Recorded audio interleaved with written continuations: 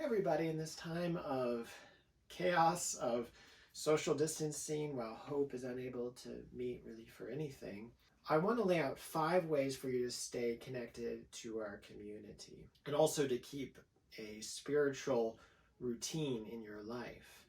So the first is Sunday morning prayer. So it's really hard to not meet for a means of grace, which is corporate public worship. And we can't really give a substitute for that digitally. But using an application called Zoom, it's a video conferencing service, we'll be able to see one another, to hear one another, and we're going to follow as much as we can the liturgy of our worship service. We won't have music, but we'll have a time of prayer. I'll offer a short devotional on a passage of scripture. And this is a way not only to connect with God in prayer, but to just see each other, hear from each other, connect to one another.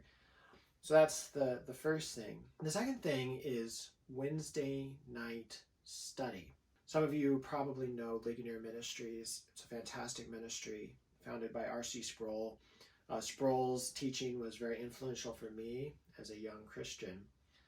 But because of coronavirus, they've made all of their teaching series available for free online. So we're going to use a 6-week series by Sproul on prayer.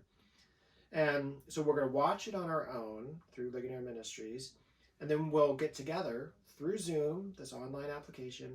We'll be able to see each other, hear from each other, and we'll have a discussion on the theme of prayer flowing out of that talk. The third way is a daily devotional. The book of Psalms is a treasure trove. It's an amazing book in the Bible. It's prayer to God, it's reflection on God. It leads us into meditation on who God is, what he has done, prayer like nothing else. And there's a reading plan based on the Book of Common Prayer that takes you through this book of Psalms in a month. I'm going to be doing this myself. I'm going to encourage you to do it as well. And to help with that, I'm going to do a daily email that'll give the readings from the Psalms, morning and evening, and then it'll be a couple verses that I'll pick out the day before, and I'll write a short devotional on it. Jonathan's going to do some as well. There'll be some reflection questions just to help guide and connect it to current events, to what we're going through now, and how praying through the Psalms helps us pray about coronavirus, to pray about the economy, to pray about our anxieties and our fears, all that we are facing in the world today. But then fourth, another way to connect as a church is occasional prayer walks. Now, the CDC says that we shouldn't meet in groups larger than 10, and we can't really as a church sponsor a prayer walk at this time because more than 10 people might show up. And yet, I would encourage you to reach out from a friend from Hope Church. Go to a beautiful park where that's lots of open space, somewhere like Newland Gristmill. And you might have to do a little planning. Most of the bathrooms are closed, so wash your hands before you leave, use the bathroom before you leave, go meet your friend, practice social distancing, don't shake their hand, don't hug them.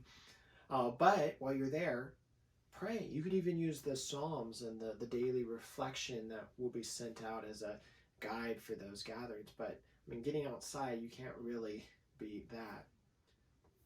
The final way, then the fifth way to stay connected as a church is through emailing prayer requests. If you're facing something, if you know someone who's facing something, email it to me, and I will include that in our daily devotional email. So not only will there be the psalm reading, the reflection on it, but there'll be, here's how we can pray for others in the community. Now, you can also send me prayer requests and say, hey, this is a little more sensitive. I don't want you to send this out to the whole church. I'll pray for you. Or you can even say, put this as an unspoken request. So people will be praying for you, but may not know exactly what it is. But this is just important, again, as we're not organically meeting together every week to really stay connected to the needs. And I'm hoping that also out of that will be practical ways of serving. You might mention a neighbor who needs something. We might be able to mobilize the church in some ways to care for them in practical, nitty-gritty ways. Those are the 5 ways that we want to stay connected as a church. So Sunday morning prayer online, Wednesday evening study online, daily devotionals through the Psalms at home, but connecting the church together and hearing from me on a regular basis, prayer walks as you initiate with friends if you're in a low-risk group, and then being aware of the needs of our community, not just our church community, but our local community and neighbors, so that we can really be lifting each other up to the Lord. And you might notice a theme in those 5 ways to connect, that it's all coming back to prayer. Sunday morning, prayer. Wednesday, studying prayer. Psalms about prayer. Walking about prayer. Emailing about prayer.